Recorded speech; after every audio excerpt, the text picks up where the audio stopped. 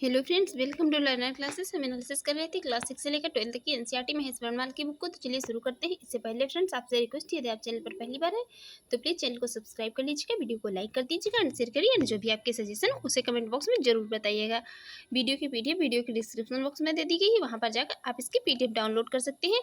आज हम बात करेंगे यहाँ पर मिश्र धातुएं एवं उपधातुएं टॉपिक से। चलिए देखते हैं मिश्र धातुएं और उपधातुएं टॉपिक का पहला क्वेश्चन। पहला क्वेश्चन है यहाँ पर, मिश्र धातु में किस पदार्थ के सम्मिश्रण से स्टेनलेस स्टील जो है अचुंबकीय हो जाता है? तो ये किसके मिश्रण से हो जाता है निकेल के मिश्रण से। नेक्स्ट है, मिश्र धातु यौगिक कंपाउंड तथा विलयन सॉल्यूशन दोनों रूपों में हो सकती है। मिश्र धातु कंपाउंड और सॉल्यूशन दोनों रूपों में पाई जाती है। वायुयान का ढांचा बनाने में किस मिश्र धातु का प्रयोग किया गया? ये डुरैलियम जो है, ये डुरैलुमिन का प्रयोग किया गया। डुरैलुमिन धातु है, इसका वायुयान का ढांचा बनाने में उपयोग किया गया और ये एक मिश्र धातु है। नेक्स्ट है, गैसोहोल किन पदार्थों का मिश्रण है? गैसोहोल मिश्रण है एथिल अल्कोहल प्लस पेट्रोल का। एथिल अल्कोहल प्लस पेट्रोल के मिश्रण को कहते हैं गैसोहोल। शोल्डर या टांका किसका मिश्रण होता है? ये सीसा व टीन का मिश्रण होता है। जो है ये गैल्वेनाइज्ड लोहे पर किस पदार्थ का लेप किया जाता है? ये जस्ते का किया जाता है, जस्ते का लेप किया जाता है। पीतल किन धातुओं के मिश्रण से बनी होती है? तांबा एवं जस्ते के। तांबा एवं जस्ते के मिश्रण से बनी होती है पीतल। तांबा सीयू तथा टिन एशन के मिश्रण में कौन सी धातु बनती है? इसके मिश्रण से बनती है ब्रॉन्ज या कांसा। सीयू और एशन के मिश्रण से बनती है ब्रॉन्ज। स्टील को कठोरता प्रदान करने के लिए उसमें क्या मिलाया जाता है? ये कार्बन की मात्रा को मिलाया जाता है। नेक्स्ट है, मिश्र धातुएं अधिक शक्तिशाली संक्षारण प्रतिरोधी तथा धातुओं की तुलना में अधिक लागत प्रभावी होती हैं। जो मिश्र धातुएं होती हैं ये अधिक शक्तिशाली संक्षारण प्रतिरोधी तथा धातुओं की तुलना में क्या है? अधिक लागत प्रभावी होती हैं। जंग रहित लोहा बनाने में कौन सी धातु प्रयुक्त होती है? क्रोमियम का प्रयोग किया जाता है जंग रहित लोहा बनाने के लिए। इसमें जंग नहीं लगती है, जिसका प्रयोग किया जाता है जिस लोहे में क्रोमियम का।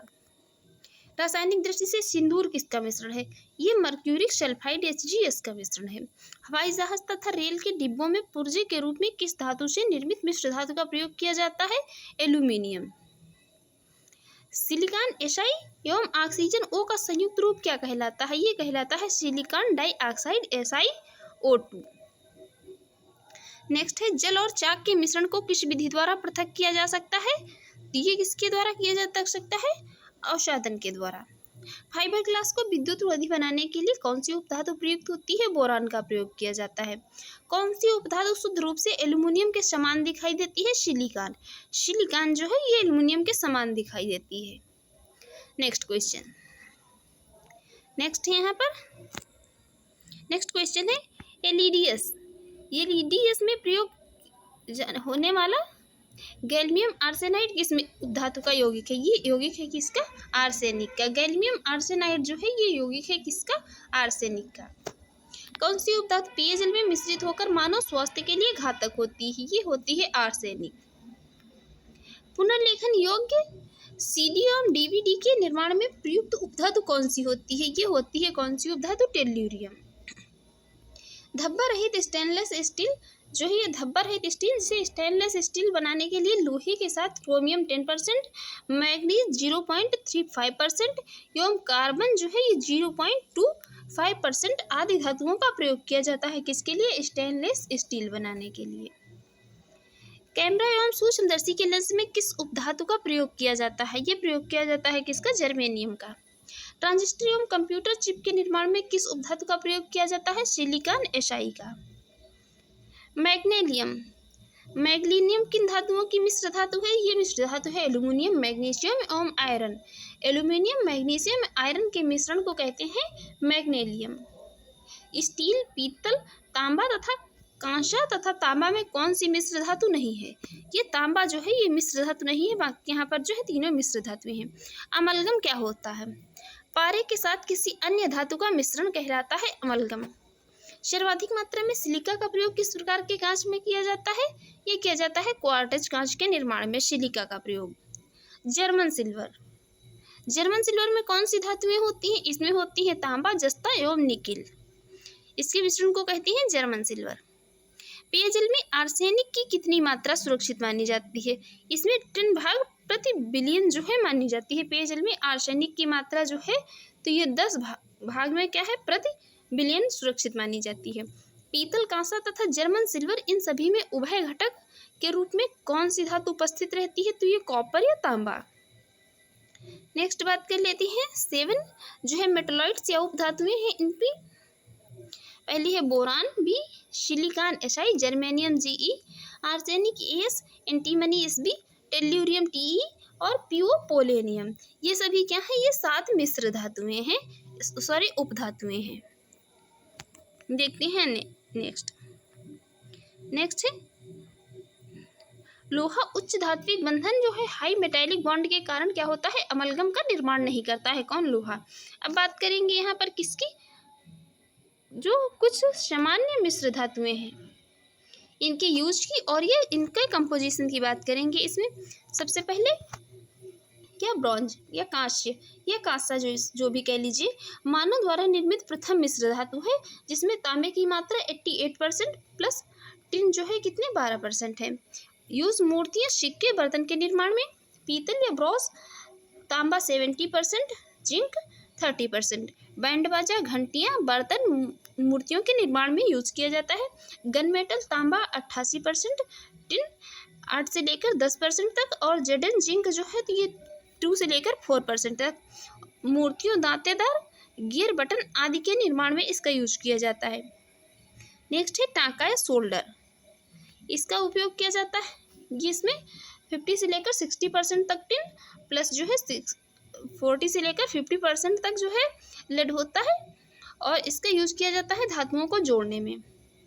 बिल मेटल में 80% तांबा और 20% टिन का मिश्रण होता है ये। इसके घंटे, बर्तन एवं मूर्तियों के निर्माण में इसका यूज किया जाता है। रोल्ड गोल्ड, इसमें तांबा होता है 90%, एल्युमिनियम होती है 10%। सोने जैसे दिखने वाले आभूषण जो होते हैं इनके निर्माण में यूज इनका किया जाता है। नेक्स्ट है डच मेटल में तांबा 80 से लेकर 85% होता है और जस्ता होता है 15% से लेकर 20% तक। ये धातु की पतली चादर तथा सोने जैसी पतली परत के निर्माण में इसका यूज होता है। धब्बा रहित इस्पात, जो इसे स्टेनलेस स्टील कहते हैं, इसमें क्रोमियम होता है 15 से 20%, निकेल होती है 8 से 10% और इसमें कुछ परसेंट जो है इसका साधारण इस्पात का भी होता है। घरेलू बर्तन, शल्य क्रिया के उपकरण और ब्लेड आदि के निर्माण में यूज होता है। क्रोम स्टील, क्रोमियम 2 से 3%, आयरन 95%, कार्बन 0.5% और मैग्नीज 0.5 से लेकर 1% तक। घरेलू बर्तन, शल्य क्रिया के उपकरण, ब्लेड आदि के निर्माण में इसका यूज होता है। नेक्स्ट क्या है, मैग्नीलियम में जो है 95 से लेकर 96% तक, एल्यूमिनियम 2% मैग्नीशियम और 2.3% जो है आयरन होता है। धातु के दर्पण वैज्ञानिक यंत्रों के निर्माण में यूज होता है। ड्यूरालुमिन में एल्यूमिनियम 95%, मैग्नीज 0.5%, मैग्नीशियम 0.5% और कॉपर जो है 4% होती है। प्रेशर कुकर, वायुयान का ढांचा बनाने में इसका यूज होता है। जर्मन सिल्वर में कॉपर 50%, जिंक 35% और निकल जो है 15% होती है। हीटिंग कॉइल्स में, बर्तन, नल आदि के निर्माण में इसका यूज होता है। क्रोम वैनेडियम स्टील 97% से लेकर 98% आयरन, क्रोमियम 0.8 से लेकर 1.1% तक जो है होती है क्रोमियम और मैग्नीज होती है 0.7 से लेकर 0.9% तक। कार्बन होती है 0.5% इसमें क्रोम वैनेडियम स्टील में। ये स्प्रिंग्स, पहियों को धुरी आदि के निर्माण में इसका यूज होता है। नेक्स्ट है क्या, टंगस्टन स्टील। टंगस्टन स्टील जो होती है इसमें टंगस्टन प्लस आयरन और कार्बन का मिश्रण होता है। यह रॉकेट इंजन की नोजल तथा तीव्र गति से काटने वाले उपकरण बनाने में यूज होता है। एल्यूमिनियम ब्रांस में क्या होता है, इसमें 90% कॉपर और 10% एल्यूमिनियम होती है। सिक्के, बर्तन, आभूषण एवं पेंट निर्माण में इसका यूज होता है। नाइक्रोम में 55% से लेकर 60% निकेल, क्रोमियम 20%, आयरन 20 से लेकर 25% तक। इलेक्ट्रिक हीटर, इलेक्ट्रिक आयरन का तार और जो है ये हीटिंग कॉइल्स बनाने में क्या होता है, इसका यूज़ किया जाता है नाइक्रोम का। देखते हैं नेक्स्ट है एंटीमनी का उपयोग किसके निर्माण में किया जाता है, जो है अग्निरोधक के रूप में किया जाता है एंटीमनी। वेल मेटल किसका मिश्रण है, तांबा तथा टिन का मिश्रण है वेल मेटल। स्टील में कार्बन की मात्रा कितनी होती है, 0 से लेकर 2% तक होती है स्टील में कार्बन की मात्रा। नेक्स्ट है भूपर्पटी के कुल भार में बोरान की कितनी मात्रा उपस्थित होती है, ये होती है 0.001% बोरान होती है भूपर्पटी में। देखते हैं नेक्स्ट है हाइड्रोजन सल्फाइड उपस्थित के कारण पीतल का रंग वायु में फीका पड़ जाता है। पीतल का बर्तन होता है, यदि इसको जो है वायु में ऐसे ही खुला छोड़ दिया जाता है तो उसका रंग क्या होता है, हल्का हो जाता है। तो ये हाइड्रोजन सल्फाइड की प्रेजेंस के कारण ऐसा होता है। नेक्स्ट बात करेंगे यहाँ पर ऑर्गेनिक केमिकल से बनने वाले क्वेश्चन की। देखते हैं क्या है पहला क्वेश्चन है पॉलीथीन का निर्माण किस रासायनिक बहुलकीकरण के द्वारा किया जाता है, इसका यूज किया जाता है एथिलीन के द्वारा। डीजल इंजन में प्रयुक्त होने वाला इंजन कौन सा है, तो ये डीजल की वाष्प और वायु ईंधन जो है, तो ये डीजल की वाष्प और वायु होती है। बुलेट प्रूफ पदार्थ के निर्माण में किस बहुलक का यूज होता है, ये पॉलीएमाइड होता है, इसका यूज होता है। कच्चे फलों को पकाने के लिए एसिटिलीन गैस का यूज किया जाता है। कच्चे फल होती है उनको पकाने के लिए एसिटिलीन गैस होती है, उसका यूज किया जाता है। स्वचालित वाहनों में प्रदूषण नियंत्रण हेतु प्रयुक्त सीएनजी गैस में कौन सा तत्व पाया जाता है, ये पाया जाता है मेथेन CH4। मेथेन के अपघटन से प्राप्त स्याही किस पदार्थ के लिए प्रयुक्त होती है, छपाई में। किसमें, छपाई में। और फ्रेंड्स आप लोग जो है प्लीज चैनल को सब्सक्राइब भी कर दिया करिए। वनस्पति तेलों में हाइड्रोजनीकरण में किस उत्प्रेरक का यूज किया जाता है, किसका, निकेल का। वेल्डिंग में किस गैस का यूज होता है, तो वेल्डिंग में ऑक्सीजन तथा एसिटिलीन का यूज किया जाता है। बर्तन की सतह पर न चिपकने वाले बहुलक को क्या कहते हैं, इसको कहते हैं टेफ्लॉन। वाहनों की इंजन में उत्पन्न धात्विक ध्वनि क्या कहलाती है, ये अपस्फोटन कहलाती है। नेक्स्ट है वाहनों में अपस्फोटन को कम करने के लिए ईंधन जो है ये टेट्रा एथाइल लेड तथा बेंजीन टॉलुइन जाइलिन BTX का मिश्रण इसमें मिलाया जाता है, इसको जो है अस्फोटन कम करने में, अपस्फोटन जो है कम करने में वाहनों में। ऑटोमोबाइल इंजनों में प्रतिहिम के रूप में किसका यूज होता है, ये एथिलीन ग्लाइकॉल का। भारी वाहनों में ईंधन के रूप में डीजल का प्रयोग क्यों किया जाता है, क्योंकि उच्च क्षमता और आर्थिक बचत के लिए। भोपाल गैस अस्थि किस गैस के रिसाव के कारण हुई थी, तो मिथाइल आइसोसाइनाइड के कारण। कमेंट बॉक्स में बताएं इसकी डेट क्या थी।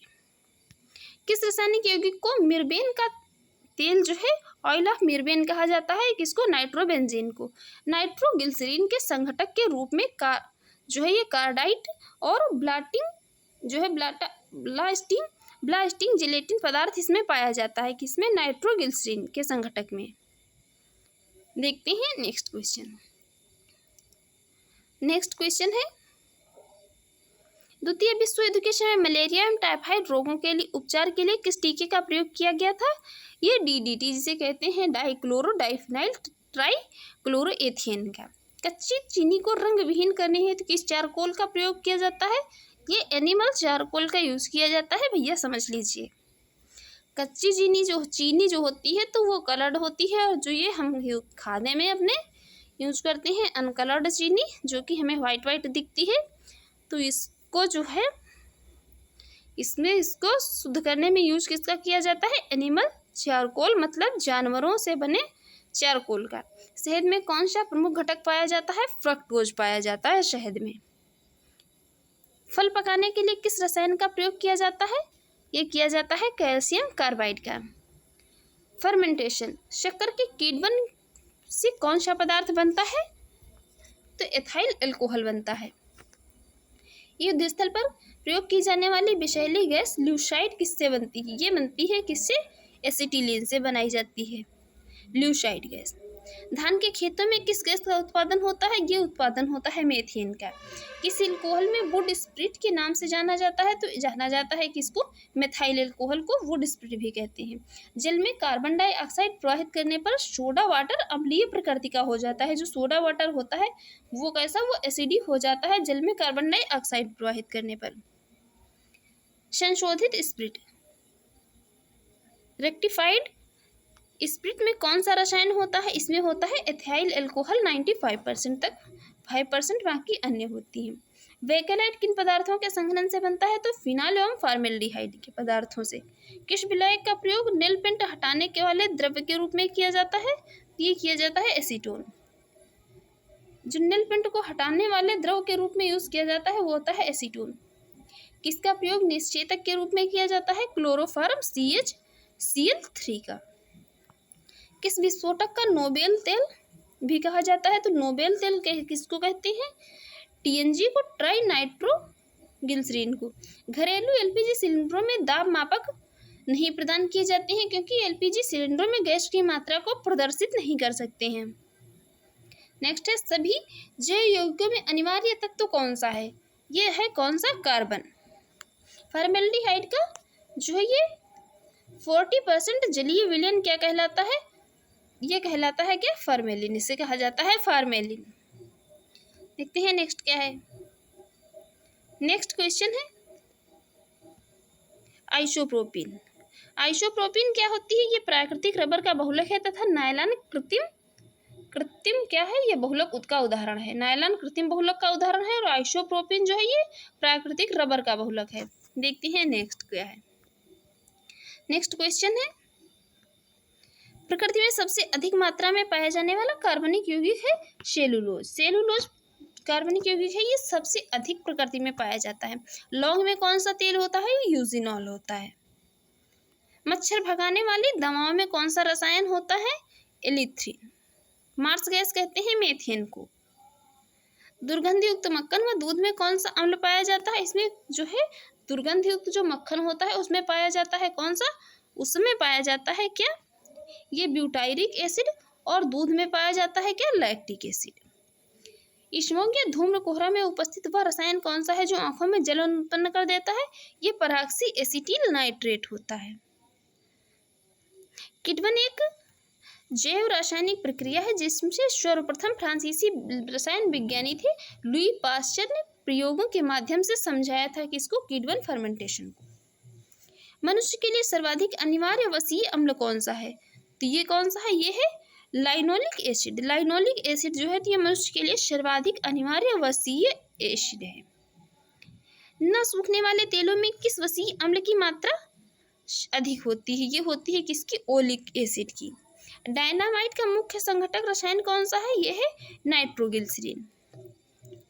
रोडेंटिसाइड रसायन का प्रयोग किसके लिए किया जाता है? तो रोडेंटिसाइड मतलब है चूहों से, तो ये चूहों के नियंत्रण के लिए ही किया जाएगा। कृत्रिम रेशों में कौन सा असंतृप्त हाइड्रोकार्बन होता है? एथिलीन। खदानों में अधिकांशतः विस्फोटक का कारण है वायु के साथ मीथेन के मिश्रण। वायु के साथ जो है मीथेन के मिश्रण जो होते हैं तो ये क्या होते हैं? खदानों में विस्फोट के कारण है। वैज्ञानिक बोहलर द्वारा सर्वप्रथम किस कार्बनिक पदार्थ को कृत्रिम रूप से प्रयोगशाला में संश्लेषित किया गया था? तो किसको? यूरिया को, NH2CO को। कार्बनिक क्लोराइड COCl2 के नाम से किसे जाना जाता है? ये जाना जाता है किसको? फास्जिन गैस होती है इसी को। प्रशीतक फ्रेयन का रासायनिक नाम है डाइक्लोरोमीथेन। कार्बोक्सिलिक एसिड है COOH तथा एल्कोहल OH की साथ में अभिक्रिया क्या कहलाती है? ये कहलाती है एस्टरीफिकेशन या एस्टरीकरण। हेक्साक्लोरोबेंजीन को किस प्रचलित नाम से जाना जाता है? तो ये गैमेक्सिन इसको कहते हैं। यही है हेक्साक्लोरोबेंजीन। देखते हैं नेक्स्ट बात करेंगे यहाँ पर कुछ कंपाउंड की और उनके यूज की। सबसे पहले ग्लूकोज जिसका फार्मूला है C6H12 तथा O6 शराब निर्माण एवं फलों के रस परीक्षण में यूरिया NH2CONH2 नाइट्रोजनी उर्वरक के रूप में, क्लोरोफॉर्म CHCl2 शल्य क्रिया में निश्चेतक के रूप में, वसा तेल तथा विलायक के रूप में इसका यूज होता है। क्लोरोफ्लोरोकार्बन्स एशियम रेफ्रिजरेटर में प्रशीतक के रूप में, एरोसॉल प्रणोदक के रूप में। नाइट्रोबेंजीन C6H5NO2 विभिन्न प्रकार के पॉलिश एवं रंगों एवं साबुन के निर्माण में। डाइक्लोरोमीथेन CH2Cl2 चाय एवं काफी से कैफीन हटाने में, एरोसॉल स्प्रे और प्रणोदक के रूप में इसका यूज होता है। नेक्स्ट है टीयर गैसेस। टीयर गैसेस इसका मुख्य उपयोग पुलिस द्वारा अनियंत्रित भीड़ को हटाने के लिए ही किया जाता है। मस्टर्ड गैस C4H12S ये सल्फर मस्टर्ड भी कहते हैं। प्रथम विश्व युद्ध में जर्मनी की सेना द्वारा ब्रिटेन एवं कनाडा की सेना के विरुद्ध हथियार के रूप में प्रयोग किया गया था इसको, मस्टर्ड गैस को या सल्फर मस्टर्ड को। DDT ये कृषि कीटनाशकों के रूप में यूज होने वाला है। और ये एस्पिरिन इसका उपयोग ज्वर, दर्द, जलन आदि के उपचार में किया जाता है। यूरोट्रोपिन C6H12 और N4 और इसका एक और भी फार्मूला होता है यूरोट्रोपिन का CH2 और N4। तो ये मुख्य उपयोग किसमें, फिनालिक रोल के निर्माण में इसका होता है। नेफ्थेलिन C10H8 कीटाणुनाशी के रूप में कपड़ों से कीड़े को दूर भगाने वाली गोलियों के निर्माण में यूज होता है। एथिलीन ग्लाइकॉल कारों में प्रति हिमकारक के रूप में यूज होता है। आइडोफार्म जीवाणुनाशी के रूप में यूज किया जाता है।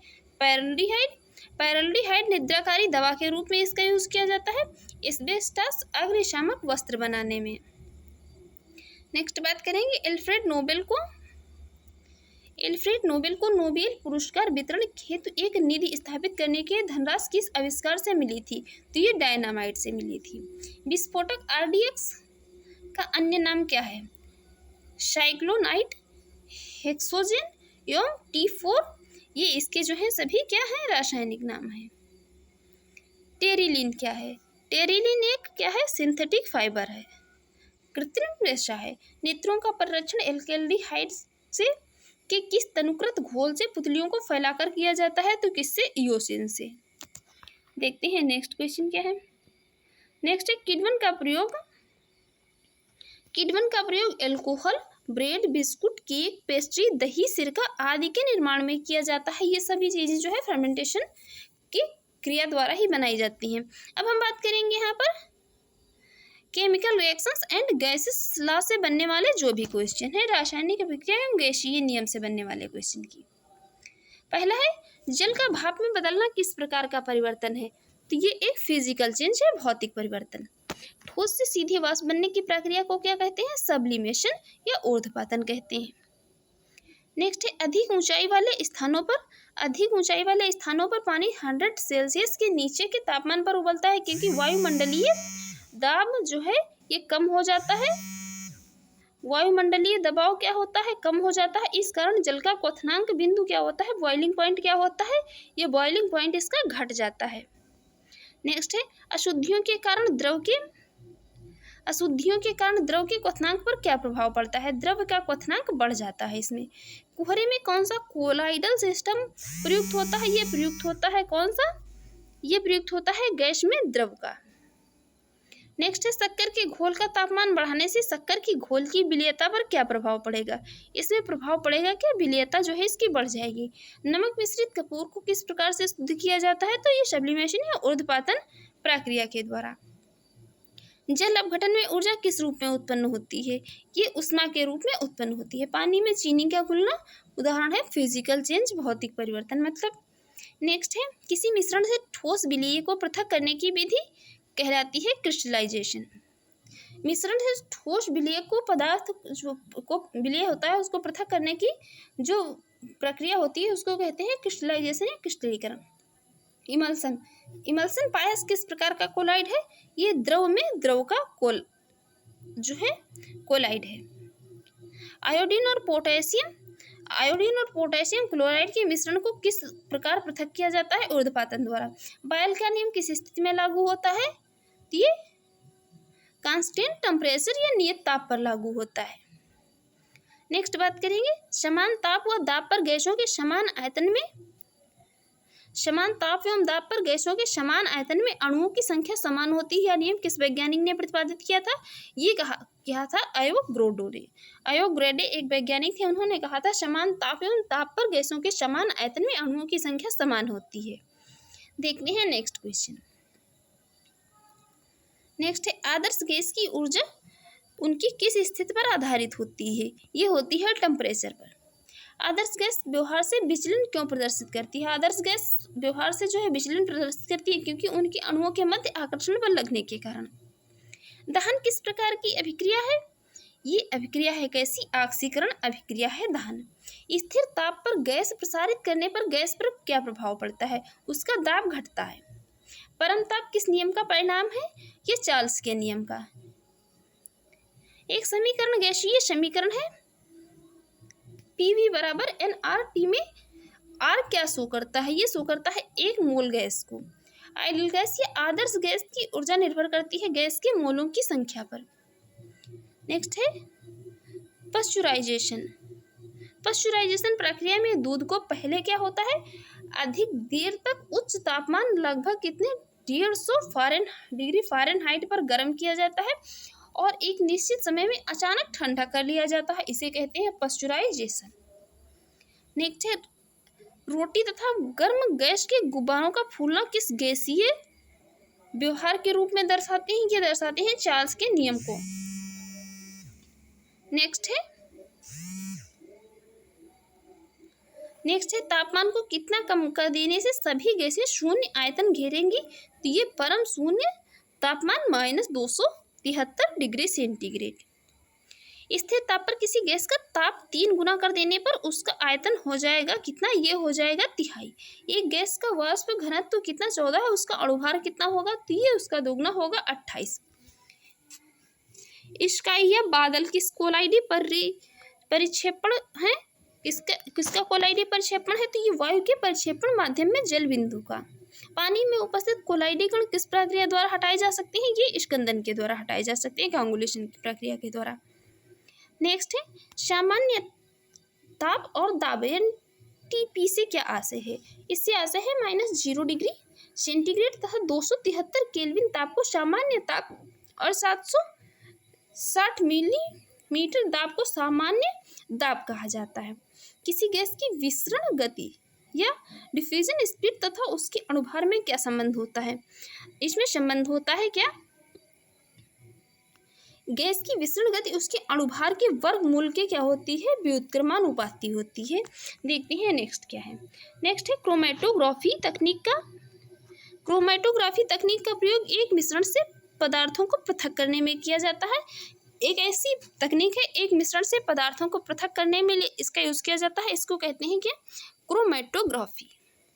तो फ्रेंड्स, आपको हमारी ये वीडियो अच्छी लगी हो और आपके एग्जाम के लिए यूज़फुल रही हो तो आप हमारे यूट्यूब चैनल को सब्सक्राइब कर लीजिएगा, वीडियो को लाइक कर दीजिएगा एंड शेयर करिए। एंड जो भी आपके सजेशन हो उसे कमेंट बॉक्स में ज़रूर बताइएगा। वीडियो की PDF वीडियो के डिस्क्रिप्शन बॉक्स में दे दी गई, वहाँ पर जाकर आप इसकी PDF डाउनलोड कर लीजिए। Thanks for watching.